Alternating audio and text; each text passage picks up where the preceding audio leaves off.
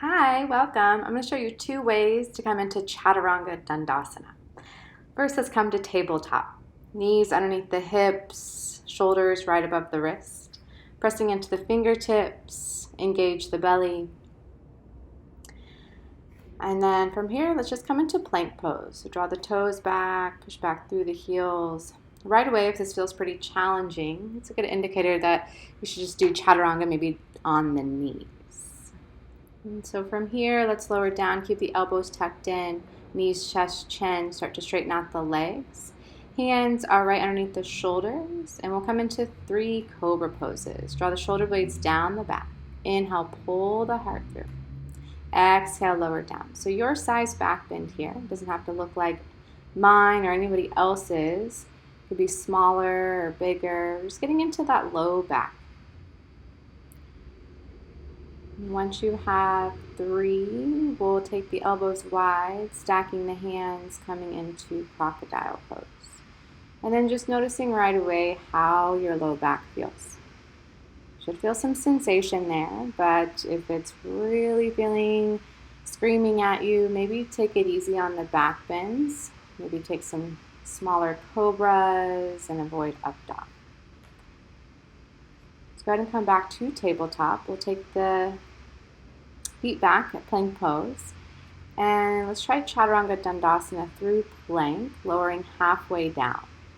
Okay, flip the toes, upward facing dog, just the tops of the feet and the hands touch. Think belly button to spine as you draw yourself up into downward facing dog.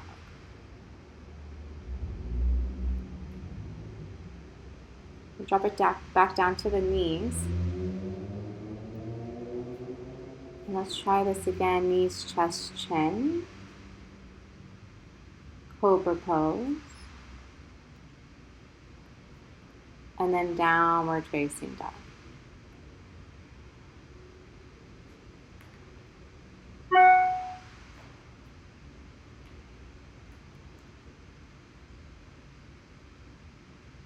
So shifting forward to plank pose, you can either drop down to the knees here or stay in plank. Shoulders over the wrist, come halfway down or all the way down. Your back bend here, up dog or cobra.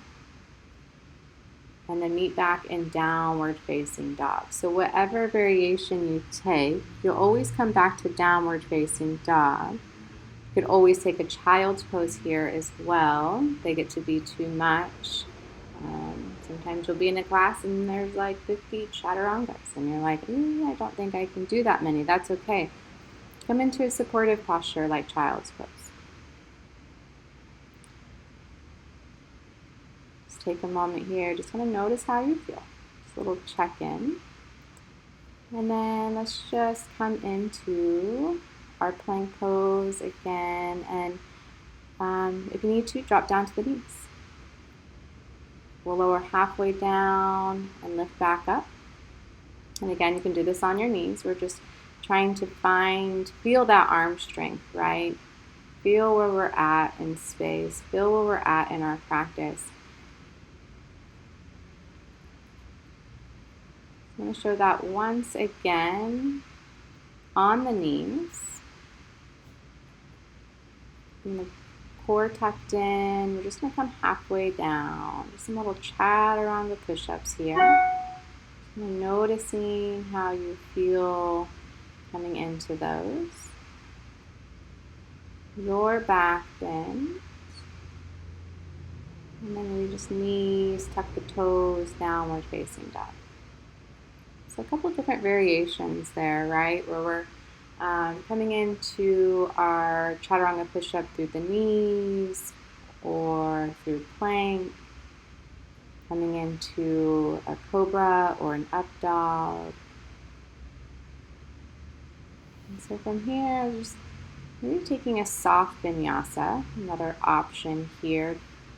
Pull the heart through, dip the hips, and then sink it back. So just a couple ways. Kind of a third one there, being a little soft vinyasa, but have fun with it. Let me know if you have any questions.